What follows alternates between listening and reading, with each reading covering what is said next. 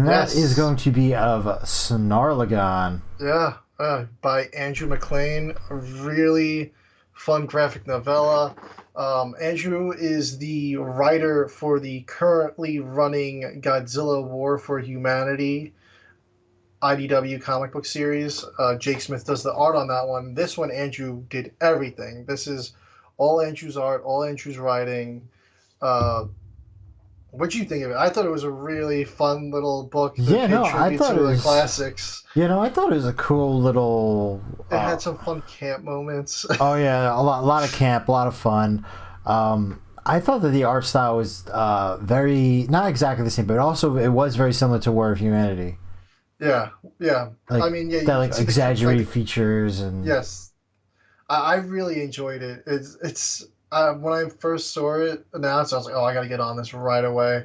And if you see behind here, it's a pretty. It's not like it's a graphic novella, so it's not really a comic book. Yeah. It's pretty big. I did a little brief unboxing video on this thing, but it's like a magazine almost, the size and format of it. Yeah, and I liked that, while it is a monochrome comic, it's not black and white, and the dithering that you do for it, Yes. I feel like it's really well done. Like, you definitely get the shade and stuff, and it takes place at night, so you don't have to worry about, like, daytime scenes. Yeah. Yeah, I think definitely worth a read for everybody. But basically, like it starts off like like your typical, like, you'd see this all the time in the 90s, like in the movies, where it was kind of like, oh, we drove up to like the top of like some hill overseeing the California, town. Yeah, California. You've seen this a million times. Like The biggest your trope. typical '60s romance scene, first date. And we have our characters Franklin and Mariah here on their first date, overlooking the city, looking at the stars, stargazing. I guess pointing out constellations. And Mariah's little brother, apparently, Josh, he snuck in the car with them on this first date. And it's like, you guys stink at pointing out constellations. It's like... and they're like, what are you doing here? and he's dressed in this Captain Astromo costume, and it's like this crazy sci-fi space superhero costume. Yeah, it's like something you'd see, like from the 50s or 60s, like, oh, this is like what Martians would look like or something. Yeah, it almost reminds me of the aliens from Terror of Mechagodzilla with the helmet and the things coming out. Yeah, it's and it's like, how did you miss this kid in the back seat wearing this? Yeah, and then there's like a meteorite, and this dude whips out like a ray gun, like a real ray gun. The kid, and he's like, I'm gonna shoot it down with my ray gun. And it's like a toy ray gun, but apparently he shot it down with his ray gun though.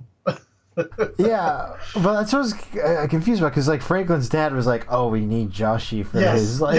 Yeah, that whole scene. So yeah, basically, they're like, "Oh, let's go," and they start driving, and then these other kaiju that they've encountered before, called Angramites, are like these bugs, crab type things, start coming out of the ocean, and there's just like a parade of them crossing the road.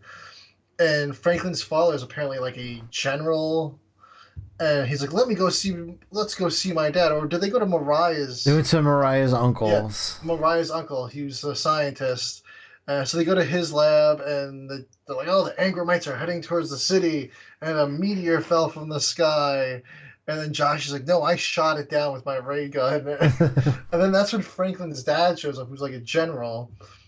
And he's like, you shot it down with your ray gun? He's like, we're going to need this on our weapons. Yeah. And then, they're like, oh, it wasn't a meteorite. It was the protector. It was Snarlagon, the protector of humanity, who lives on the dark side of the moon. And it's like almost like a Gamera-esque thing, I feel very, like. Very, Yes. Yeah.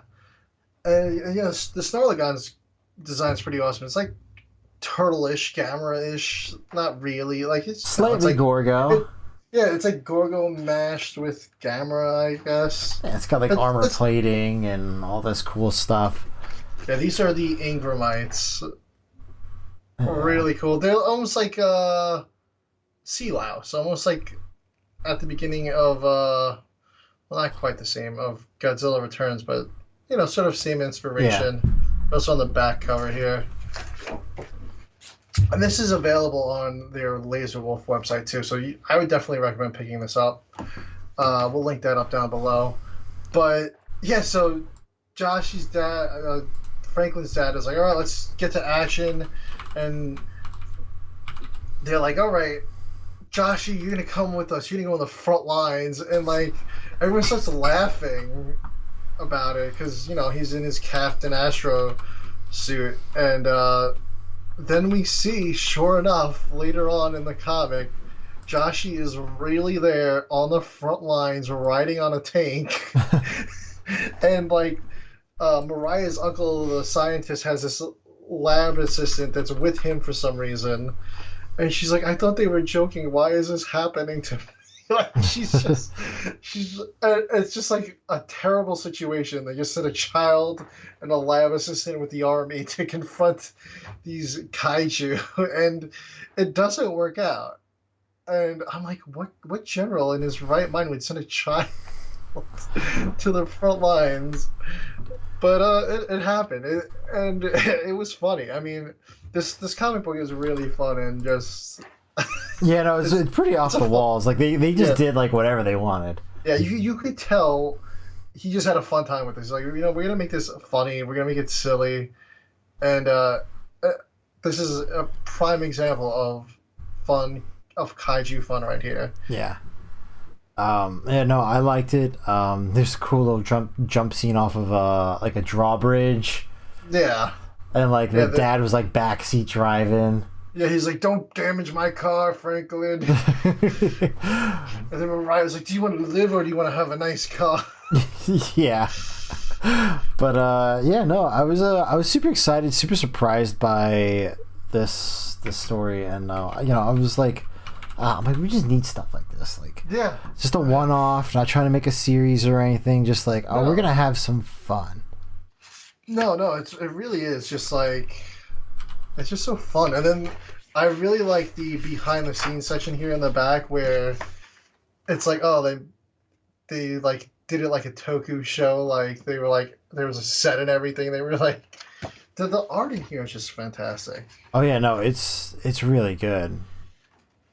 So I'm like, okay, like I'm on board with this, and It's it's yeah, like it's just like, I want to draw some cool stuff. yeah. And then it's just a Snarlagon driving a car in city traffic. Really fun times. Here's a little full body look at Snarlagon there. Really fun design. I mean, yeah, this could be a solo book. I mean, there could always be a sequel too. I mean, because they clearly knew about Snarlagon. Here's Joshy, a concept drawing of him in his Captain Astro suit. Yeah, I really like seeing the concept art stuff for it. I thought it was Yeah, really good. no, absolutely. Uh, like I said, we'll link it up down below. Uh, Hopefully, there's still some available. Right there, Laser Wolf. Yeah, yeah, no, it's available. LaserWolfAttack.com. And yeah, highly recommended. Really fun read. Really cool book to have in your kaiju collection too. No, yeah, definitely. And it's bigger than your typical comic book. $10 doesn't hurt. Yeah, A no, graphic novella. yeah, But yeah, Andrew MacLean, check it out. And like I've said earlier, I am absolutely like hooked on War for Humanity. I cannot wait for issue 3 to come out. It's been almost 3 months. I don't know why there's a gap, such a large gap for that series, but I'm assuming maybe just because we had such a large influx of Godzilla comics the last couple months, they were like, let's slow this one down. Let's finish out Here There Be Dragons. We have the Rivals coming out. There's the Godzilla Kong Justice League series. Like, there's way too much going on, so they were like, maybe let's just push it back a little so there's not too much. I mean, that's the series to be reading, guys. I mean, War for Humanity, excellent. yeah. No, I'm pretty excited for that. It's like that. I like have such a backlog though. That's like one of the series where personally I'm like, I'm gonna get the trade paperback because I couldn't also decide on what cover I wanted, which I know is a terrible reason not to get the book. Yeah, I committed to all the Jake Smith covers for that series. I haven't even seen the covers. He did just post the issue 4 cover art on Instagram yesterday, I believe. Looks awesome. So I don't know what issue 5 looks like yet, but I cannot wait. And I don't know how the story's going to wrap up for this series, War for Humanity, but I really hope it leaves it open and becomes an ongoing series, because like this is the one where I'm like, this could keep going and going and going, I think. Yeah, no, I feel the same way. That and I mean the last series, Here There Be Dragons, but like I feel like that could be like a yearly series, or like a spin-off, like the whole spin-off concept that we think of it, where we're gonna get different time periods. Yeah, or it's like something like this. I always get the vibe of almost like Gods and Protectors, where it's like this is like their mainline, mainstream, getting a wide audience book. Like this to me seems like it could be like the next Rulers of Earth. Yeah. Which is my all-time favorite series, but yeah. Yeah. Yeah, we'll just have to see what they end up doing.